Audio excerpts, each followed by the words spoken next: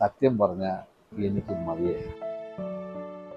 ഞാനൊരു യാത്രയ്ക്ക് ഒരു നീണ്ട സാറ് വീട്ടിലോട്ട് ചെല്ലി. അവർക്ക് എന്ത് വിഷമമായിരിക്കും. സാറിന്റെ മകൾ എന്നെ വിളിച്ചായിരുന്നു. അവർക്കൊക്കെ ഞാനൊരു ആദ്യപ്പറ്റായി എൻ്റെ ഭാര്യയായ മകളായ. അതൊക്കെ സാറിന്റെ തോന്നല. സാറിന്റെ അളിയനെ പോയി കാണ്. അങ്ങേര് മിനിസ്റ്ററോട് പറഞ്ഞ് ഒരു പണിഷ്മെന്റ് ട്രാൻസ്ഫർ വാങ്ങിത്തരും. അതോടുകൂടി പ്രശ്നമെല്ലാം തീരും. ഇല്ലടോ, ഞാൻ ആരെയും കാണാൻ പോകും. ഞാനേ ഒരു യാത്രയ്ക്ക് പോകും. വല്ല കാശിയിലോ രാമേശ്വരത്തോ വല്ലോ ആണോ? ആദ്യം കന്യാകുമാരി ചെയ്യാം, ശേഷം പിന്നെ തിരുവനന്തപുരം.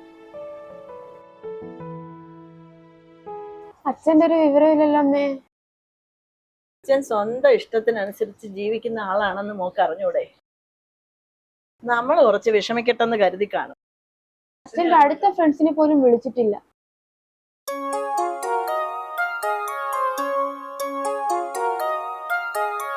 ആ അമ്മേ, അപ്പച്ചിയാ. എന്താ അപ്പച്ചി, വല്ല വിവരമുണ്ടോ? ആ മോളെ, നാത്തൂന്റെ ആങ്ങളെ ഞാൻ വിളിച്ചായിരുന്നു. അപ്പോ സുരേഷ് സാറിന്റെ അടുത്ത് കൊച്ചാട്ടം പറഞ്ഞെന്ന് കന്യാകുമാരിയിൽ എങ്ങാണ്ട് പോവുമെന്നോ, പിന്നെ അവിടുന്ന് എന്തുവാ കാശി രാമേശ്വരം അവിടൊക്കെ കറങ്ങുമെന്ന്. മോളെ മനസ്സിനൊരു സമാധാനം ആവട്ടെ മോളെ. എന്തായാലും അങ്ങനെയൊക്കെ ഉള്ളൊരു പ്രാർത്ഥനയും കൂടെ നമ്മൾക്കുണ്ടായിരുന്നാൽ മതി മോളെ, കേട്ടാ. ഒന്നും പാളിഞ്ഞ് വരുമ്പോഴത്തേക്ക് മനസ്സൊക്കെ അങ്ങ് മാറൂടെ. നിങ്ങൾ സമാധാനമായിട്ടിരിക്കും. അച്ഛനെ കാരണം അവർക്കെല്ലാം ബുദ്ധിമുട്ടായി അല്ലേ അപ്പച്ചി? ആ, എന്ത് ചെയ്യാനാ മോളെ, എന്ത് വന്നാലും നമ്മൾ സഹിച്ചല്ലേ പറ്റത്തുള്ളൂ.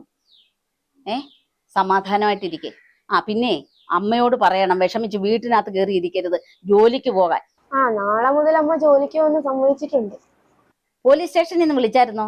ഇന്നലെ മോളെ മാമനും ഞാനും കൂടെ ഒരു മാൻ മിസ്സിങ്ങിന് കേസ് കൊടുത്തായിരുന്നു. ചിലപ്പോ അവര് വിളിച്ചേക്കും കേട്ടാ. പോലീസോ?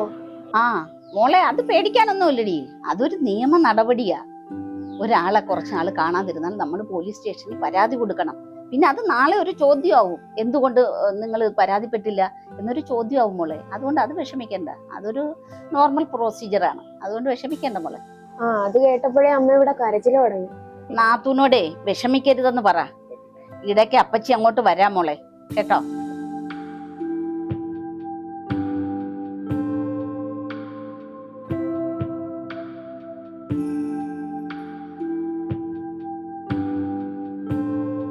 അമ്മ ധൈര്യമായിട്ടിരി, അച്ഛനൊന്നും സംഭവിക്കില്ല.